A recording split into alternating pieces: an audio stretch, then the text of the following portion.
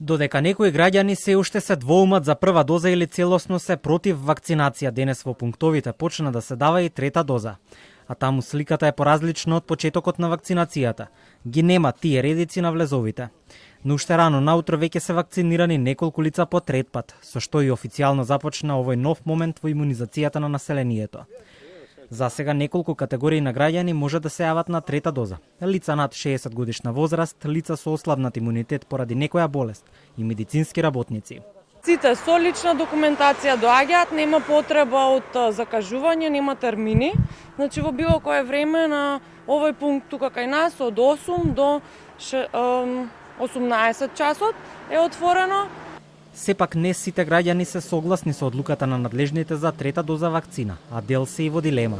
Не сум сигурна што да мислам. Веројатно ќе помогне за надминување на сите проблеми пандемијава. Се надевам просто, бидејќи различни контрадикторни информации стигнуваат на таа тема. Не се за сите луѓе 3 дози. Прво прашањето е дали прва и втора доза се за сите луѓе.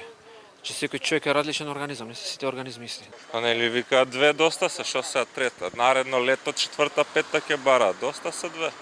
Вакцината на производителот Pfizer е наменета за трета доза кај оние што ќе ја примат, независно каква добиле предходно. Македонските државјани кои спаѓаат во некоја од категориите, а се вакцинирани во странство, ќе мораат најпрво да одат на пункт за вакцинација и да бидат внесени во националниот систем како имунизирани граѓани. Граѓаните на мобилен телефон ќе добијат потсетување дека се поминати 6 месеци од втората доза и дека веќе може да добијат и третата доза на вакцина.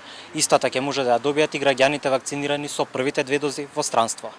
Кај медицинските лица има расположение за вакцинирање со трета доза. Најважна е пораката што ќе се испрати, бидејќи голем дел од медицинарите веќе го прележаа вирусот, освен што се вакцинирани со 2 дози, велат дел од нив. Доктор Божидар Кочовски вели дека третата доза е важна затоа што кинеските вакцини со инактивиран вирус се покажале како не толку ефикасни, особено кај повозрасната популација. Не можеме да зборуваме за генерални препораки за сите. Кај прележани лица секако не би мислам дека никој не би препорачал да се дава трета доза на вакцина. Вакцинирањето со трета доза е една од новите мерки на здравствените власти која ја соопшти министерот за здравство уште минатата недела, а освен тоа и најави корона скрининг на децата во училиштето, но само со согласност од родител.